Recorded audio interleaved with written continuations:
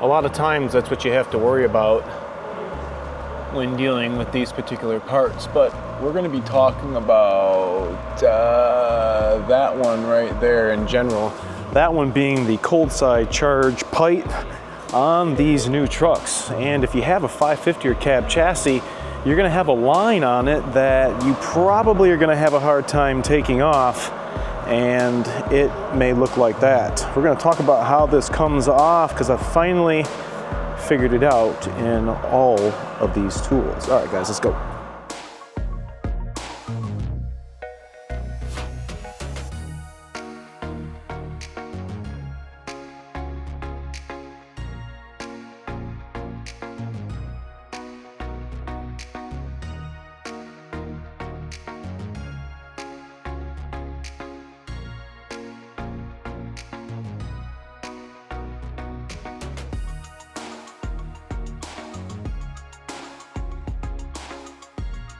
All right, guys, thanks so much for coming back and checking us out. Make sure to hit that like and subscribe, and make sure to check out Ventec LHG because they are going to help keep your Super Duty piping hot for this winter season.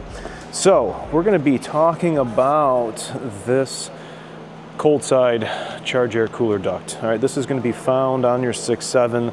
It's going to be the infamous one that is known for rupturing right here. This was, I believe, off of a 23 model. Now, the new 23 trucks are going to be looking pretty much the same.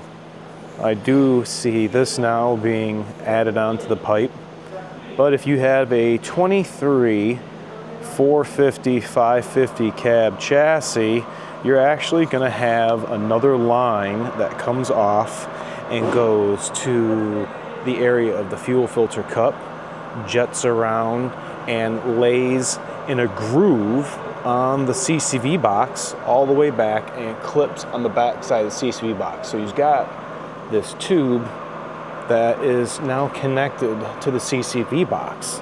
Well, I had to do a DCR on a 450 truck that had this on, and I could not figure out how to get this off. I tried everything and not really realizing that I had the arsenal here the entire time and didn't even know it.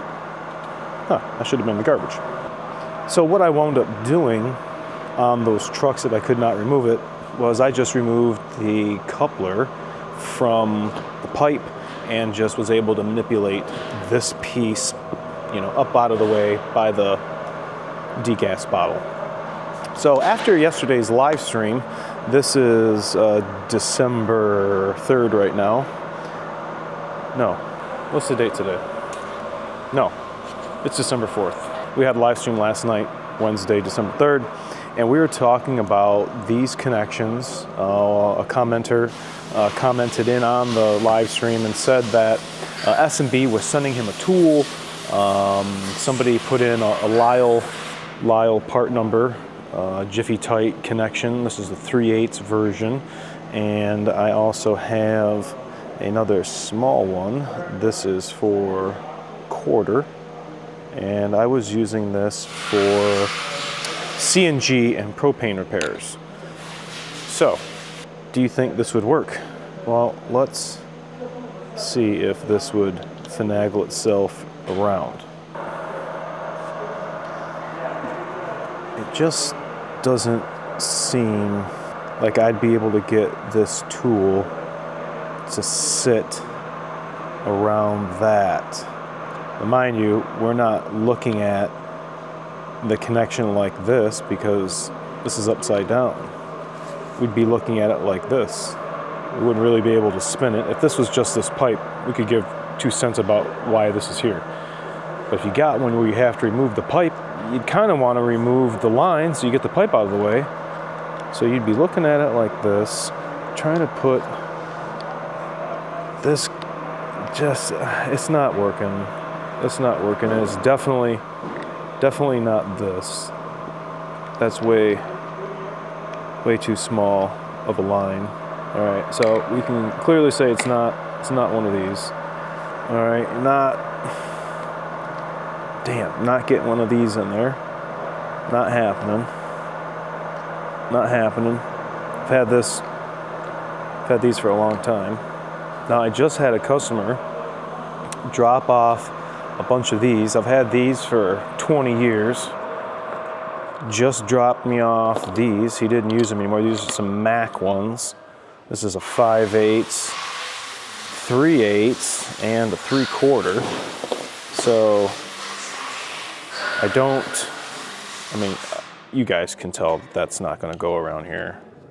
Like there's no way that's gonna work. After having this kit, I wasn't able to get anything like this down around. It's this shoulder. It's that shoulder on there. This right here. So that's not gonna work. But then I totally forgot that I had bought one of these, and I don't remember where I got it from. It was off the tool truck. I want to say maybe Lyle. I don't remember, but there's no markings on any of these. Just these two little halves. I completely forgot that I had these. All right. Now I do have that in this kit. 3/8 GM fuel. It says Flex Fuel Suburban Tahoe. Use eye protection. Warning. Make sure system is discharged. Now, that's cool. I like it. It pretty much is identical to this. It's got some writing on it. But the one that I have came with this little tool. And I don't remember what I was doing, but it could have been a propane repair or something. I don't really remember. It was a real tight fuel rail connection. I think it was on a cop car, maybe like a 3-liter. But guess what worked? This. I couldn't believe it. Check this out. These are the only things that would go. This is the only thing that would go around this shoulder and go all the way up in there. Look at this. See if that'll stay in there by itself. Put this one up. All right, they're both in there. You get the tool and slide it in like this. And now you can use the tool to put pressure to take your line off. Can you believe that? Let me do it again so you can see how I slipped that in there. This is the underside. Those are the two little tabs you gotta depress. Okay, so it just slips in there. It slips in there like that. It allows that line to come right off. All right, let's redo it so you guys can see. Here's the clip. Okay, so your line's on. You can't take it off. I'm gonna slip this back under, rotate it around, slide this one under. Okay, they're both in there. I'm pushing up with my thumb and taking the line off. You can see right here. See where that's disengaging it right there? That is the tool you need to remove that line. Now I do have this Lyle kit, 39-480. It's one of the last ones I got when I was at the dealer on the Cornwell truck. Now that 3/8 GM fuel line disconnect, if there's any numbers on here for you, I'll tell you, but looks like there is not. Very similar to this one. I can't remember if this was a Lyle kit, but I wanted to show you guys another tool, a sleeker, yet very efficient way to get off this F450, F550, I don't even know, CCV hose that goes to the boost tube. I want to know, I need to talk to an engineer and find out what the reasoning is why they have a tube that's under boost pressure, 20 PSI. Why do we have a line going to our CCV box?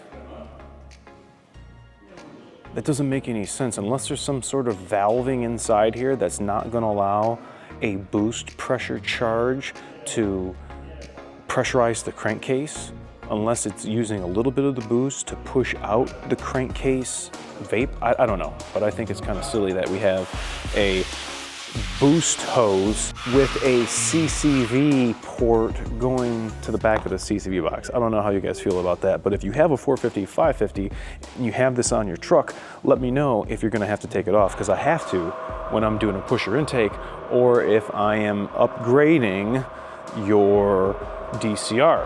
Gotta take it off. For the guys that are doing the pusher intakes, that are getting rid of these pipes, that have to use this, two things. Either you're gonna have to leave the cold side on, or you're going to get the new CCV box, the PC3Z 6 Apple 785 Charlie, and you'll be able to get the box that does not have the port on it and successfully retrofit it to how it was like every other one. I don't know if you guys know the correct reasoning behind that, but let me know, because I'm gonna be curious as to why we have a boost pressure line coming off the CCV box. Let me know in the comment section below. I appreciate you guys for watching. Remember to like, comment, sub, share, and I'll see you guys next time. Maybe flammable.